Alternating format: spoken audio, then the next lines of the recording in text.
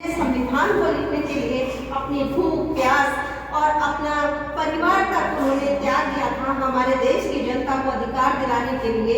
अब ये कहा जाता है कि बाबा साहेब केवल दलितों के ही मसीहा थे।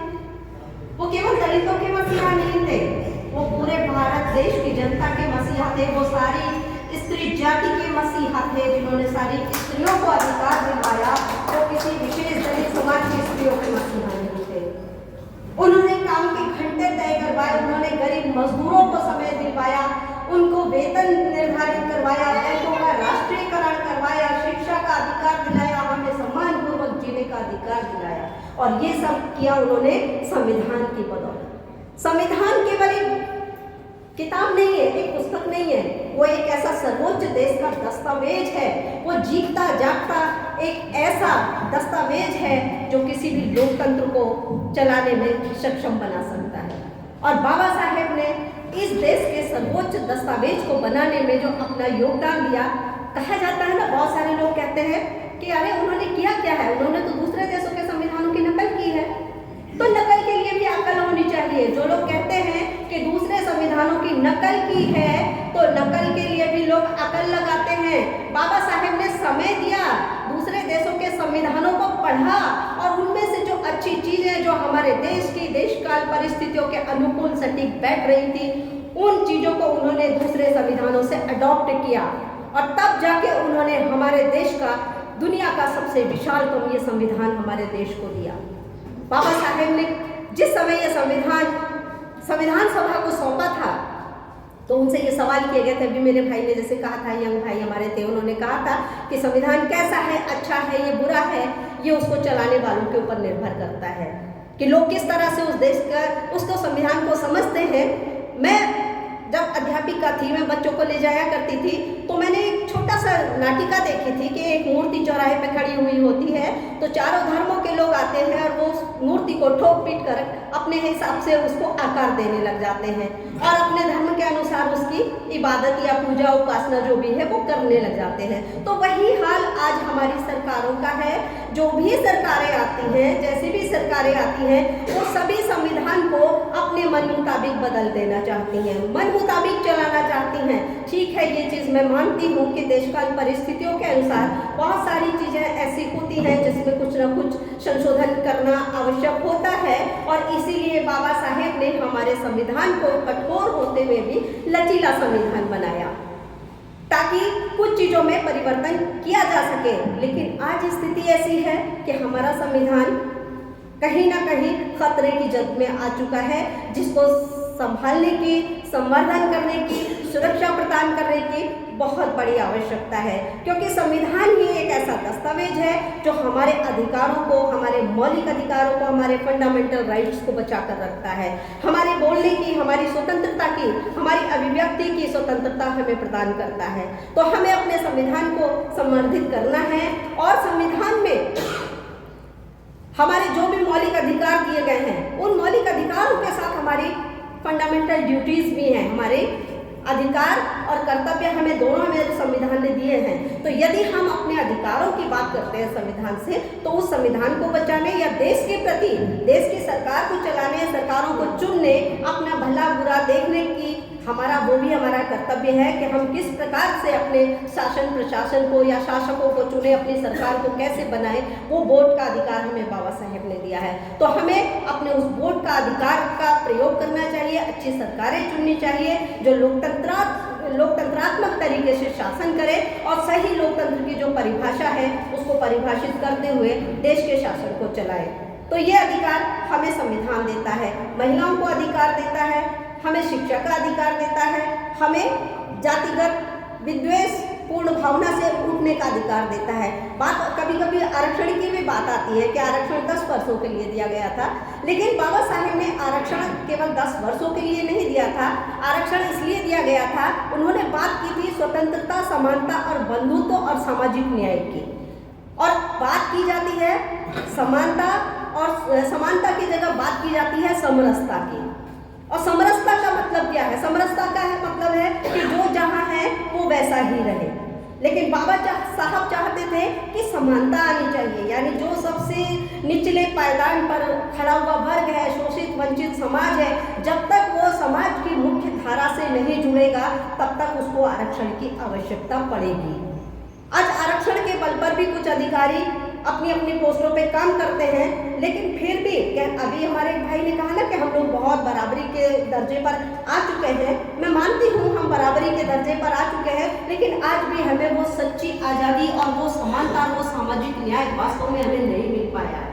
हम आरक्षण की बदौलत उच्च पदों पर तो आ गए हैं, लेकिन कहीं ना कहीं आज भी हमारा शोषण होता है, आज भी हमें दबाने की और मौका ढूंढा जाता है कि किस तरह से इन लोगों को नीचे लाने का कोशिश की जाए या किसी न किसी प्रकार के इनके ऊपर आक्षेप लगा के इन पदों से हटाने की कोशिश की जाए। तो अभी वास्तविक रूप से समानता हमारे देश में हर वर्ग, हर जाति, हर धर्म, हर समाज में नहीं आ पाई है। आज भी चाहे धर्म हो, चाहे जाति हो, किसी भी रूप में कहीं ना कहीं किसी प्रकार के जातिगत विभेद या धार्मिक विभेद हर समय होते रहते हैं। तो ये देश तभी एक सच्चा लोकतांत्रिक देश बन सकता है जब हमारे देश में रहने वाले हर नागरिक को समानता का दर्जा मिले और हमारा भारत जो कि विविधताओं वाला देश है, यहाँ की विविधतामयी संस्कृति है, धर्म अलग है, जातियाँ अलग है, वेशभूषाएं अलग है, हमारा खान पान अलग है, हमारे राज्य अलग है, हर राज्यों के अलग अलग अपनी अपनी संस्कृति है, अपनी अपनी सांस्कृतिक विरासत है, अपनी अपनी पहचान है। तो इसलिए हमारा भारत विविधतामयी संस्कृति का एक गुलदस्ता है और ये विविधतामयी संस्कृति तभी फले फूलेगी, तभी ये आगे बढ़ेगी जिस तरह से हम एक गुलदस्ता बनाते हैं विभिन्न फूलों को संजो करके और वो खूबसूरत लगता है। उसी तरह से यदि हमारे देश में भी सभी को समानता का दर्जा सच्चे रूप से और सही अर्थों में मिलेगा, उस दिन ये देश सही मायने में लोकतंत्रात्मक राज्य कहलाएगा। इन्हीं शब्दों के साथ मैं अपनी वाणी को विराम देती हूँ। बहुत बहुत धन्यवाद। अनुच्छेद 21 प्राण व दैहिक स्वतंत्रता का संरक्षण, तमाम ऐसे उदाहरण भी हैं जिसमें स्टेट अर्थात राष्ट्र अपनी जिम्मेदारी का पालन नहीं कर पाई। इसमें 1978 में एक लैंडमार्क केस मेनका गांधी बनाम भारत सरकार का केस है, भारत संघ का केस है, जिसमें श्रीमती मेनका गांधी को एयरपोर्ट में जबरन रोका भी गया था। इसके अलावा और तमाम सारे अनुच्छेद 21 के तमाम सारे केसेस हैं जिसमें जो है प्राण और दैहिक स्वतंत्रता के संरक्षण पे प्रश्न चिन्ह लगा हुआ है। अनुच्छेद 21 का अभी हमारे मित्र जो है वो बता भी रहे थे, शिक्षा का अधिकार, जिसको 46वें संशोधन में 2002 के अनुसार शिक्षा को मौलिक अधिकार के साथ जोड़ा गया। शिक्षा पहले मौलिक अधिकार में नहीं था, लेकिन 46वां जो संविधान संशोधन हुआ 2002 में, उसमें शिक्षा को जो है मौलिक अधिकार के साथ जोड़ा गया, जिसमें 6 वर्ष से लेकर 14 वर्ष तक के बच्चों को निःशुल्क शिक्षा देना स्टेट अर्थात राष्ट्र की जिम्मेदारी है। हकीकत देखेंगे तो पाएंगे कि ये एक मात्र ढकोसला है। क्यों नहीं वही जो बात अभी हमारे मित्र कह रहे थे कि कोई गरीब आदमी और कोई अमीर आदमी उनके बच्चे एक ही विद्यालय में क्यों नहीं अध्ययन कर पाते हैं? क्या क्या उसके कारण है जिसकी वजह से उनका अध्ययन नहीं हो पाता? अनुच्छेद 25 से 28 धर्म की स्वतंत्रता का अधिकार, वर्तमान समय में ये एक बहुत बड़ा प्रश्न चिन्ह है कि इस मौलिक अधिकार के संरक्षण पर। अनुच्छेद 32 संवैधानिक उपचारों का अधिकार, 70 के दशक से पूर्व इस पर कोई भी कार्रवाई नहीं हुई। ये अनुच्छेद किसी भी नागरिक को अगर संवैधानिक अधिकार का हनन होता है तो उसके उपचार के लिए न्यायालय में जाने का जो अधिकार देता है। इसी अनुच्छेद में सामूहिक रूप से हनन के मामले में जनहित याचिका को जन्म दिया है।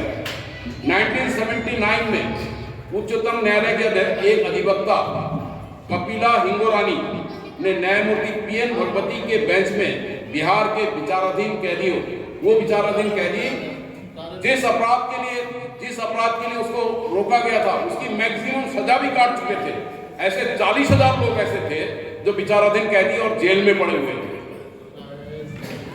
उनके मामले में एक जनहित याचिका दायर की, जिसे विधि इतिहास में हुसैन आरा खातून बनाम बिहार राज्य के नाम से जाना जाता है। 1979 का केस है। उसके बाद अधिवक्ता MC मेहता ने पर्यावरण संबंधी कई सारे जनहित याचिका दायर की है। इसी प्रावधान के तहत न्यायिक सक्रियता बढ़ी और उच्चतम न्यायालय ने स्वतः संज्ञान लेके विशाखा बनाम राजस्थान सरकार 1997 का केस है, उस मामले को जो है निपटाया और एक नई धारा का जन्म दिया। एक नई धारा उससे जो है एक नई धारा निकल के आए, जो भारत के विधि शास्त्र का एक लैंडमार्क केस भी बना कि कार्यस्थल पे महिला कर्मी के साथ यौन शोषण के विरुद्ध था। इसके विरुद्ध अनेक निर्णय आने के बाद भी क्या हम कह सकते हैं कि वर्क प्लेस में आज भी महिलाएं सुरक्षित हैं? कह सकते हैं। सब कुछ राजे रजवाड़ों के पास था, उद्योग थे नहीं, जो भी था उत्पादन का साधन वो जमीनें थी। कानून बना, संविधान बना, संविधान के तहत कानून भी बना कि भाई सीलिंग एक्ट होगा, जमीनें वितरित की जाएंगी। लेकिन जैसे ही केरल में एक राज्य ने शुरुआत की 1956 में, उस समय की तत्कालीन जो नेहरू सरकार थी उसने उसको ध्वस्त कर दिया सरकार अपने पावर का इस्तेमाल करते हुए। हम कहना चाहते हैं वो एक खतरनाक कदम था, वो एक लोकतांत्रिक कदम नहीं था। उसके बाद भी कई बार हुआ, 1975 में भी यही हुआ और आज भी वही हो रहा है। साथी ने कहा कि पिछली चीजों को भी याद करने की जरूरत है, लेकिन आज हम आज में रह रहे हैं। आज किस तरीके से जो ताकतवर लोग हैं वो सत्ताओं में बैठे हुए हैं और वो कमजोरों के खिलाफ, जो कमजोर वर्ग है उसके खिलाफ लगातार कानून बनाते जा रहे हैं। अभी हम थोड़ी देर पहले ही एक प्रदर्शन से आ रहे हैं, पिछले 2 दिन से हम प्रदर्शन कर रहे हैं, ट्रेड यूनियन का प्रदर्शन। उसमें ट्रेड यूनियन का मसला क्या है? क्योंकि इंडस्ट्री बढ़ रही है, उद्योग बढ़ रहे हैं पूरे देश में, तो एक मालिक वर्ग है, पूंजीपति वर्ग, जो कारखाने खोलता है। और वो है कौन?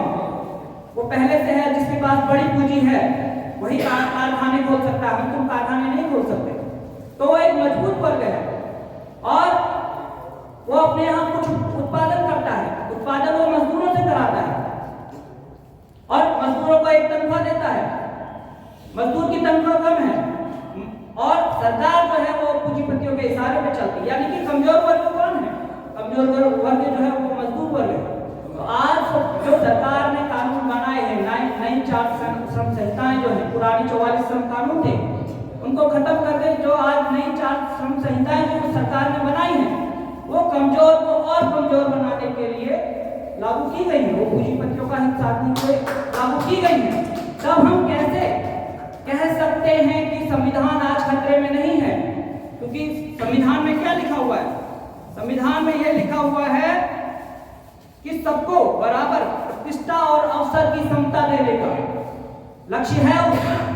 तो ये सबको बराबर अवसर कैसे मिल जाएगा? जो गरीब है और गरीब होते जाएगा। हमारे संविधान में 14 से लेकर 21 तक हमारे मूल अधिकार लिखे हुए हैं। किसी भी देश को आगे बढ़ाने के लिए सबसे जरूरी है उसकी शिक्षा।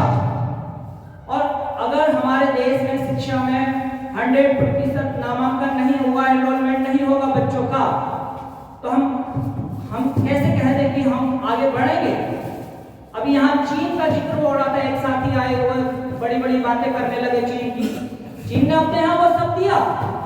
आज अगर वहाँ वो कोई कानून है, चीन ने वो सारे बच्चों को शिक्षा का अधिकार दिया, बहुत सारी उसने सुविधाएं दी, तब आज वो हमसे ज्यादा आगे खड़ा हुआ है। उसने कोई धार्मिक वो नहीं फैलाया, धार्मिक उन्माद नहीं फैलाया।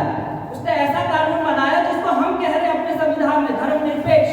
उसने कहा कि धर्म होगा तो तुम्हारे अपने घर में होगा, लेकिन सार्वजनिक रूप से तुम धर्म का प्रदर्शन नहीं करोगे। तो एक स्कूल था जिसकी वो बात कर रहे थे अभी सर, एक स्कूल में जो धार्मिक स्कूल होते हैं, चीन में एक धार्मिक स्कूल में चीन के जो मौलवी होते हैं उन्होंने कहा कि अल्लाह रोटी खाने को देता है। तो क्योंकि वहाँ जो है धार्मिक संस्थाएं जो है गवर्नमेंट के कंट्रोल में रहती हैं, कानून के कंट्रोल में रहती हैं, तो उसका सर्विलांस हुआ, पता उसको बुलाया गया, उससे पूछा गया कि आप किस आधार पर ऐसा कह रहे हैं कि भाई अल्लाह रोटी खाने को देता है। मैं कह दूं कि अगर मैं छत से कूद जाऊं, हे बजरंगबली मेरे को बचा लेना, तो क्या बजरंगबली जी बचा देंगे? नहीं बचाएंगे। अगर मैं काम नहीं करूंगा तो अल्लाह मुझे रोटी कैसे देंगे? तो उन्होंने उसको कोई फांसी पर नहीं चढ़ाया। जो अभी कह गए वो तमाम जो व्हाट्सएप यूनिवर्सिटी का जो जिस तरीके से चलता है वो कह गए, लेकिन ऐसा ये सारी बातें झूठी हैं, ऐसा हुआ नहीं। उन्होंने अपने यहाँ जो है सबको वैज्ञानिक शिक्षा दी हुई है। आज हमारी आबादी जब चीन से ज्यादा हो गई है तो चीन ने क्या करा? चीन ने अपनी आबादी को संसाधन के रूप में प्रयोग किया। उसके पास अगर 1 अरब से ज्यादा आबादी थी तो उसके बाद उसने कहा कि 1 अरब से ज्यादा हमारे पास दिमाग है। इस दिमाग का इस्तेमाल हम कहाँ करें? क्या किसी धार्मिक उन्माद में लगाएं या किसी टेक्नोलॉजी को आगे बढ़ाने में लगाएं? तो आज चीन जो है टेक्नोलॉजी के मामले में सबसे आगे जो है वो है, तो क्या हम वो नहीं कर सकते हैं? हम कहते हैं कि प्रभुत्व संपन्न, कैसे हम होंगे हम प्रभुत्व संपन्न जब हम सबको धर्म की आग में झोंकते रहेंगे? हम अपने बच्चों को वैज्ञानिक शिक्षा नहीं देंगे, उनको वैज्ञानिक चेतना से लैस नहीं कराएंगे। कैसे हम कम्पीट करेंगे पूरी दुनिया में? कैसे कम्पीट करेंगे अमेरिका से? लेकिन आज चाइना कर रहा है जिसकी वो बात कर रहे थे अभी सर। तो बहुत सारी बातें हैं जो कानून, अभी मैं कह रहा हूँ कि कानून ऐसे पारित हुए हैं जो मजदूरों के हैं, उसमें हड़ताल का जो प्रावधान है वो खत्म कर दिया गया। हड़ताल अब आप करोगे तो आपको जेल में जाना पड़ सकता है। तो कहां से हमारे जो अधिकार है वो मजबूत हुए? सरकार कह रही है आज आप अधिकारों की बात मत करिए, आप सिर्फ कर्तव्य की बात करिए, आप सिर्फ अच्छे नागरिक की भूमिका निभाइए।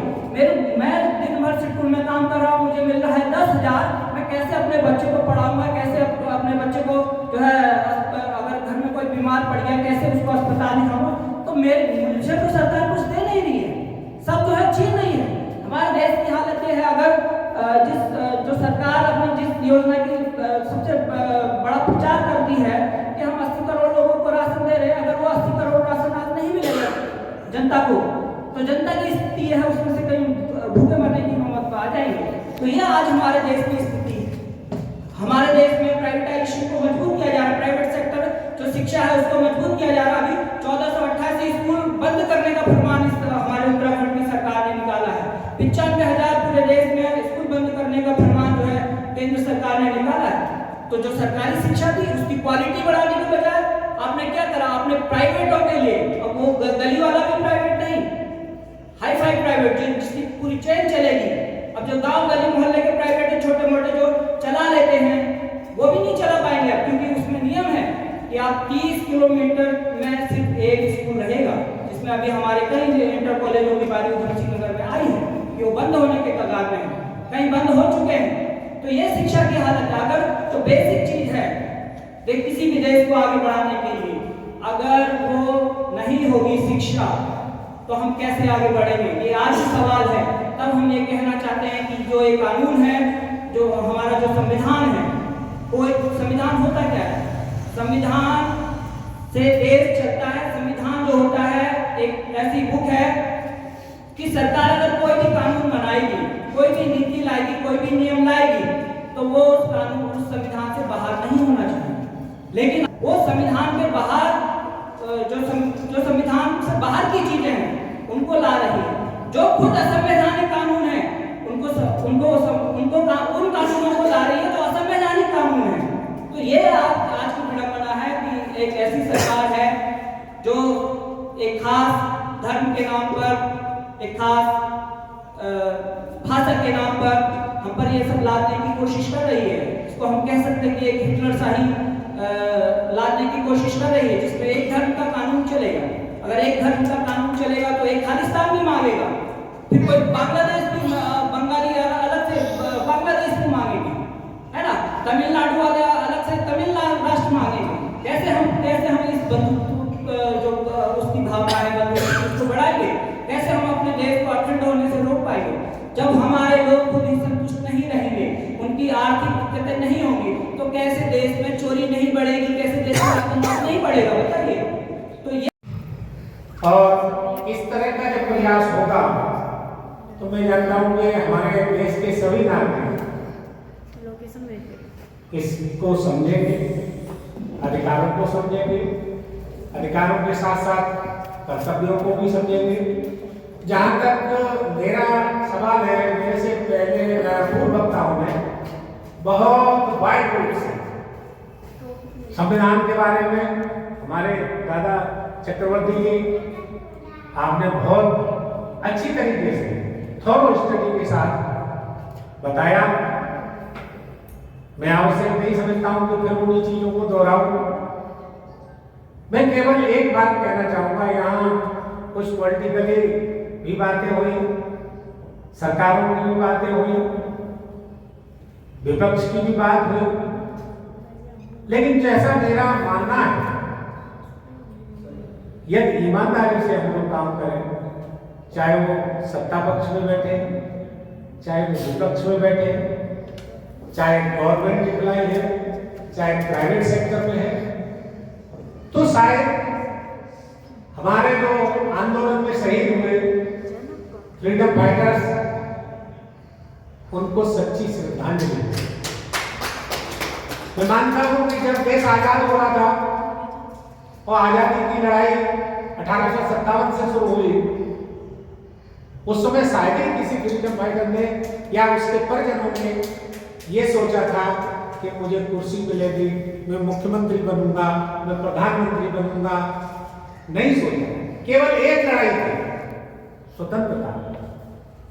लेकिन आज एक प्रश्न मैं आप सभी से पूछता हूं कि क्या वो जो आंदोलनकारी थे, उनके परिवारीजनों से कितने हमारे सत्ता के पहरेदार, कितने विपक्ष के लोग गए उनसे पूछने?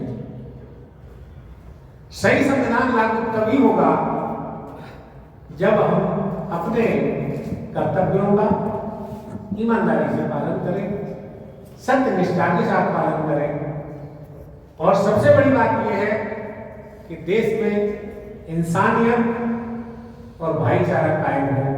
यही सबसे बड़ी संविधान दिवस पर यह प्रतिज्ञा होगी। इन्हीं शब्दों के साथ मैं अपनी वाणी को विराम देता हूँ। जय हिंद, जय भारत, जय संविधान सभा, जय भीम साहब, अम्बेडकर साहब, बहुत बहुत नमस्कार। एक दूसरे से अच्छी तरह से परिचित हैं, तो ऐसा नहीं है, उन्होंने जो है वाल्मीकि मंदिर में रुद्रपुर के अंदर जो कहा कि संविधान ही हमारा सब कुछ है, तो वो जब कहने पे आती हैं तो ये भी नहीं देखती उस वाल्मीकि बस्ती में और उस मंदिर के अंदर थी, लेकिन उन्होंने संविधान की बात की, आडंबर पाखंडवाद का विरोध किया, कई चीजें हैं। तो हम लोग अपनी बात जब तक साफ साफ नहीं रखेंगे मंचों पे, अभी हमारे साथ जो है सामने जो आए थे अपना RSS के, वो तो मैं सोचता हूँ कि एक तरीके से संविधान को नकार के ही चले गए, बिल्कुल नकार दिया उन्होंने संविधान को। उस समय की बात थी, जैसा उस RSS के कैडरों में होता है कि राष्ट्र के नाम पर युवाओं को वर्गलाया जाता है, क्रांति की बात की जाती है और उस संविधान को नकार दिया जाता है। वो चीज़ को कह के चले गए। आमने सामने जब डिबेट होती है तब ये बातें सामने आती हैं। अपनी बात मंच को भी देखना चाहिए कि किस मंच पर हम बात कर रहे हैं और वो चीज़ की बात कर रहे हैं। इस संविधान को ऐसा नकार दिया कि वहाँ 2 मिनट में फांसी हो गई, 2 घंटे में फांसी हो गई। हमारा संविधान तो ऐसा है कि निचली अदालत से लेकर के सुप्रीम कोर्ट तक पक्ष और विपक्ष को अपनी बात करने का अधिकार देता है, मौका देता है कि कहीं कोई गलत तो नहीं है, गलत तो नहीं हो गया किसी के साथ में। तो भाई लोगों, भारतीय संविधान जो है ऐसे नहीं बन गया। हम लोगों को कीड़े मकोड़े की तरह जो रखा जाता था, आज हम बड़ी अच्छे मंचों पर बैठ करके बातचीत कर रहे हैं। हमारी महिला शक्ति जो प्रधानाचार्य जैसे पदों पे भी पहुंची, डॉक्टर लगा हुआ है उनके नाम के आगे, तो ये सब संविधान की, बाबा साहब की, हमारे महापुरुषों की देन है। ये किसी जो है संस्कृति और उसकी देन नहीं है। उस संस्कृति ने तो हमें क्या दिया, क्या किया, वो हम सब अच्छी तरह जानते हैं। तो इसी के साथ मैं अपनी बात यही समाप्त करता हूँ, क्योंकि बात कहने को बहुत कुछ है। और फिर पुनः संविधान दिवस की सभी को बधाइयाँ। और आज बड़े स्तर पर हमारे मोदी जी ने मनाया, क्योंकि हम लोग छोटे स्तर पर हम लोग मनाते रहे, हम लोग पुराने समय से मना रहे संविधान दिवस को, ऐसा नहीं है।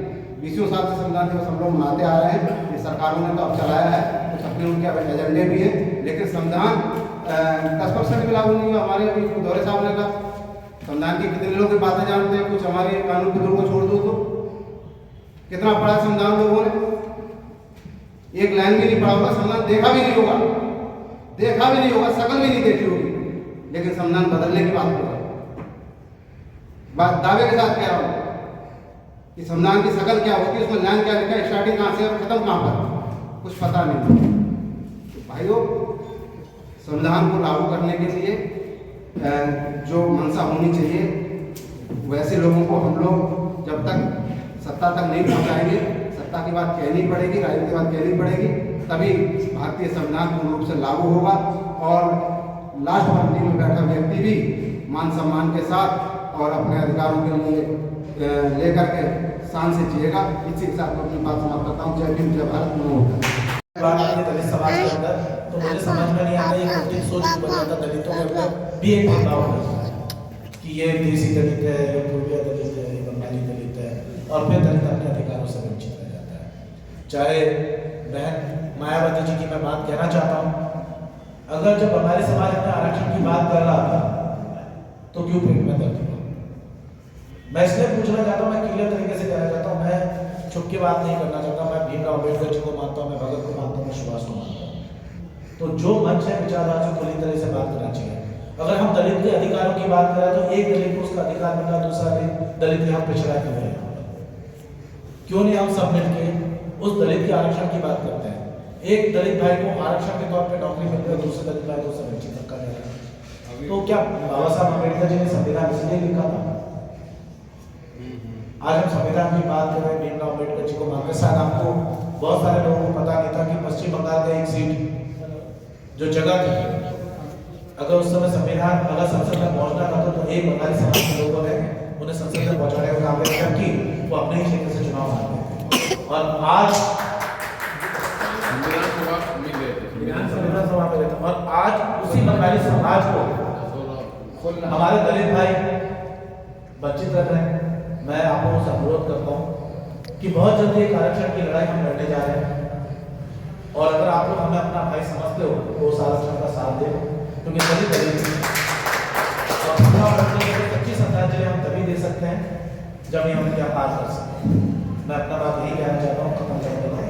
जय हिंद, जय भारत, जय हिंद। कि उस समय जो स्थितियां रही होंगी, उस समय के महानुभावों ने उसी तरह से उसको देखा होगा, तय किया होगा। आप कुछ मत कीजिएगा 26 नवंबर और के दिन, आज ही के दिन के 75 साल पहले की वो तस्वीर देखिए, जब डॉक्टर बी.आर. अम्बेडकर यही संविधान पूरा होने के बाद जो संविधान सभा के वो अध्यक्ष थे डॉक्टर राजेंद्र प्रसाद, जब उनको संविधान सौंप रहे तो वो पूरी खुशी देखिए चेहरे को, वो ओरिजिनल तस्वीर देखिएगा। मैं सुबह से उस तस्वीर को देख रहा था, उस तस्वीर को देखिए कितने खुश होकर वो दे रहे हैं। यहाँ तक हम इस बात को नहीं देख पाते हैं, हम इस बात को नहीं समझ पाते कि उस समय का माहौल क्या रहा होगा। अब आते हैं इस बात पर कि सबने जब कहा कि जो संविधान था उसमें बदलाव जरूरी है, बिल्कुल जरूरी है। सर, मेरी ये पीड़ा है और बहुत बड़ी तकलीफ है। किसी भी नेशनल हाईवे से टूटती हुई किसी सड़क को पकड़ के हम जब किसी गाँव में जाते हैं, आप यकीन कीजिएगा हमारा संविधान वहां पर बिल्कुल एक पूरा कागज है, इसके अलावा कुछ भी नहीं है। ये मेरी पीड़ा है।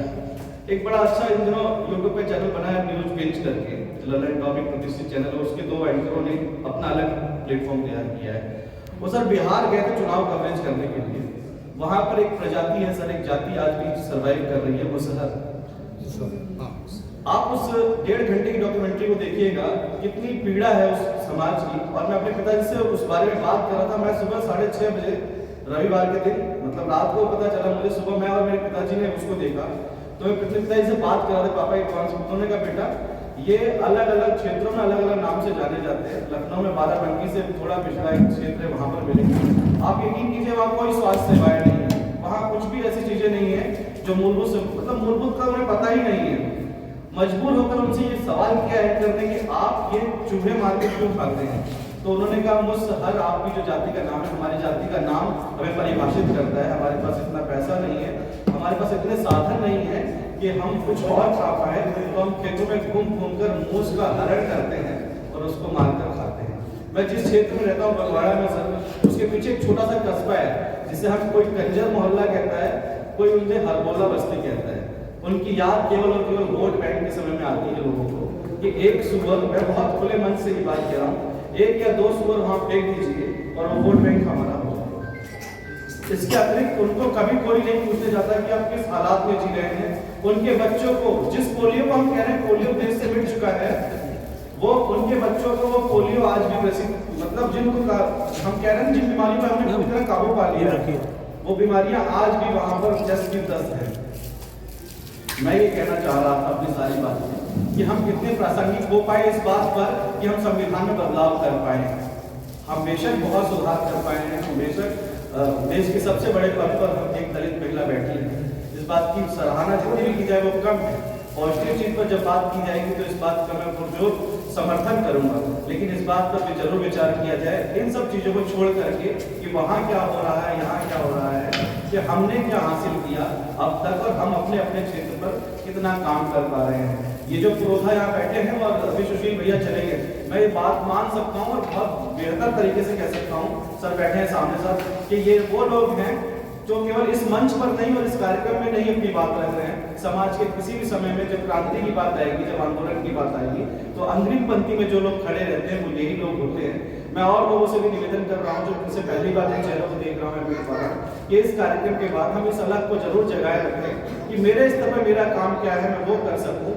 और सबसे बड़ी बात, मुझे ये जो सीखा मैंने अपने विद्यार्थी जीवन में, PhD के समय में, कि एक अच्छा वक्ता वही होगा जो अच्छी तरह सुन पाएगा। तो हम दूसरे के विचारों को सुन लें, ये बेहतर है। और कहते हैं ना, मतभेद तो होना चाहिए है, बल्कि जब तक मतभेद नहीं होगा किसी काम पर बात नहीं होगी। लेकिन मैं फिर उस बात को जिस तरह से मैं उसका विरोध कर सकता हूँ, लेकिन मेरा उनसे कोई मतभेद नहीं है। चाइना में अगर 2 घंटे में फांसी होती है तो चाइना के लिए उपलब्धि होगी, भारत के लिए उपलब्धि कभी नहीं हो सकती, क्योंकि हम वो देश है जहाँ हम अतिथि देवो भव का एक सूत्र लेकर चलते हैं, ठीक है। और उसी देश में अगर मेरे देश पर हमला करने वाला एक आतंकवादी मिले तो उसको भी अपनी बात कहने का पूरा मौका मिलता है, उसका खाना भी उसी तरह टेस्ट होकर उसको मिलता है जितना हमारे प्राइम मिनिस्टर का खाना चेक किया जाता है खाने से पहले। ये हमारे संविधान की ताकत है कि उसने किस परिस्थिति में क्या करना है। हम उसका समर्थन नहीं कर रहे हैं, लेकिन ये संविधान इस बात की आपको आज़ादी दे रहा है कि आप मेरे खिलाफ मेरे ही दिन बैठ करके आप अपनी बात रख सकते हैं। आप सबका बेहद धन्यवाद। मैं फिर कह रहा हूँ, मैंने अपनी बात रखी है, मेरे विचारों से किसी को कुछ आहत हुआ तो उसके लिए बेहद क्षमा चाहता हूँ। धन्यवाद। बहुत बहुत धन्यवाद शेखर भाई, आप पहुंचे। और शेखर भाई, आपके साथ बड़ा मन था कोई कार्यक्रम किया जाए, और अभी मेरा मन है आप सभी के साथ एक लंबी पारी खेली जाए, ऐसी मैं उम्मीद करता हूँ। अभी मैं कांता प्रसाद सर को बुलाना चाहूँगा और उनके वक्ता के रूप में अपनी बात को रखें और कार्यक्रम की फिर समाप्ति। सर दादा 2 मिनट रुक जाओ। महाजित जी, समापन हमारे महाजन दादा करेंगे कार्यक्रम, क्योंकि अध्यक्ष हमारे चले गए, तो मैं चाहूँगा महाजन दादा अध्यक्षता करके कार्यक्रम का समापन करके चले जाए। अंतिम भाषण है हमारे शिक्षाविद हैं, गुरुजी छोटा सा स्कूल शुरू किया है, लंबे समय से ये समाज को जगाने का काम कर रहे हैं, बच्चों को शिक्षा दे रहे हैं, कांता प्रसाद जी। बहुत सभी साथियों को जन्मदिन नवोदय और संविधान दिवस की हार्दिक शुभकामनाएं। साथियों, आज जो हम यहाँ पे एकत्र हुए हैं वो केवल एक संविधान की ताकत है, जो हम सभाएं कर लेते हैं, अपने विचार एक दूसरे से कह लेते हैं, तो एक संविधान की देन है। वास्तव में जो संविधान बाबा साहब ने दिया है, इतना ताकतवर संविधान है, अगर देखा जाए तो वो किसी भगवान से कम नहीं बल्कि भगवान से ज़्यादा है। क्योंकि हमारे देश में कहते हैं कि लोग 33 करोड़ देवता हैं, लेकिन फिर भी हमारे देश को गुलामी से नहीं बचा पाए। साथियों, एक संविधान ही ऐसा है जो हमें प्रोटेक्ट करता है और पूरी स्वतंत्रता देता है। जय हिंद। और मौर्य जी हमारे बीच में आगे चले गए थे, आजकल अतिक्रमण अभियान चल रहा है, क्योंकि नगर निगम के मेयर हैं, तो गए थे, टीम में बुलाया था। मैं मौर्य जी 2 शब्द अपने रखेंगे संविधान पर, उसके बाद दादा समापन की घोषणा करेंगे।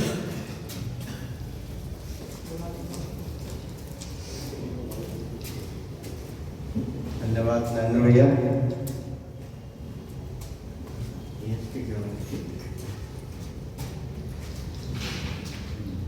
आज ये संविधान दिवस का जो समाचार इंडिया की तरफ से प्रोग्राम रखा गया है, नरेंद्र भैया ने एक बार मेरे स्कूल में भी प्रोग्राम रखा था, बहुत अच्छा प्रोग्राम था, उस समय बहुत भीड़ हो गई।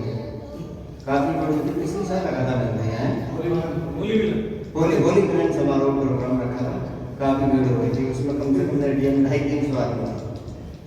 और मैं हरीश भैया का धन्यवाद करना चाहूँगा कि उन्होंने अपने स्कूल में इतना अच्छा प्रोग्राम रखा है, बहुत बहुत धन्यवाद। मैं स्कूल में मैं हरीश भैया के स्कूल में पहली बार आया हूँ, तो मैं हरीश भाई साहब को बधाई देना चाहूँगा कि उन्होंने एक अच्छा शिक्षा का मंदिर खोला है, बहुत बहुत बधाई के पात्र हैं। और आज ये संविधान दिवस के ये 26 नवंबर को जो हमने संविधान दिवस के रूप में ये मना रहे हैं, ये डॉक्टर भीमराव अंबेडकर ने जो संविधान लिखा था, पहले 1950 में 15 अगस्त 1947 को हमारा देश जब आज़ाद हुआ था, उसके बाद एक कमेटी का गठन हुआ था। उस कमेटी में सरदार वल्लभ भाई पटेल, श्यामा प्रसाद मुखर्जी और डॉक्टर अब्दुल कलाम, अन्य लोगों कमेटी गठित हुई थी और इसके अध्यक्ष डॉक्टर भीमराव अंबेडकर थे। तो उन्हें इसका निर्माणकर्ता भी कहा जाता है। और ये जब संविधान लिखा गया था तो 2 वर्ष 11 माह 18 दिन में संविधान लिखा गया था। तो हमारे घर में भी एक संविधान होता है, हम एक मुखिया बनाते हैं, हम उस मुखिया के आधार पर जो भी वो रास्ता बताता है, जैसे भी नियम करता है, हम उसी पे चलते हैं। जैसे स्कूल में एक प्रिंसिपल होता है, जैसे सबको गाइडलाइन देता है, तो हमें उसी रास्ते पर चलना पड़ता है, बच्चों को सही या टीचरों को सही। तो ऐसे जो संविधान की जो रास्ता है, लेकिन हमें जो संविधान से जो मिलता है, हमें उन्हें फॉलो करना चाहिए। जब भी संविधान का वो है, हमारे घर का वो है। हम घर के अगर मुखिया की बात को नहीं मानेंगे तो और नियम बनाए और उसका उल्लंघन किया तो कोई फायदा नहीं है। तो आप सबका यहाँ पर आया, बहुत देर से प्रोग्राम तो काफ़ी टाइम से चल रहा है, मैं एक बार चला गया था। आप सबका बहुत बहुत धन्यवाद, बहुत बहुत आभार। मैं दादा महाजन जी से निवेदन करूंगा कि हमारे अध्यक्ष जी एस पुष्पा जी चले गए, अपना अंतिम भाषण भी रखेंगे, संविधान के बारे में थोड़ा बोलेंगे और घोषणा करेंगे, समापन की बोलना भी आपको बोलना भी, अगली बार विधायक बनाना। सभी को मेरा नमस्कार। आप लोग आए, सबको बहुत बहुत धन्यवाद। अब समाप्त कर दो। ठीक है, आप लोगों ने अपना बहुमूल्य समय दिया, इसके लिए सबको शुक्रिया। और हम आगे ये आशा करते हैं कि आगे भी ऐसे प्रोग्राम करेंगे तो आप लोगों का स्वागत होगा। बस धन्यवाद।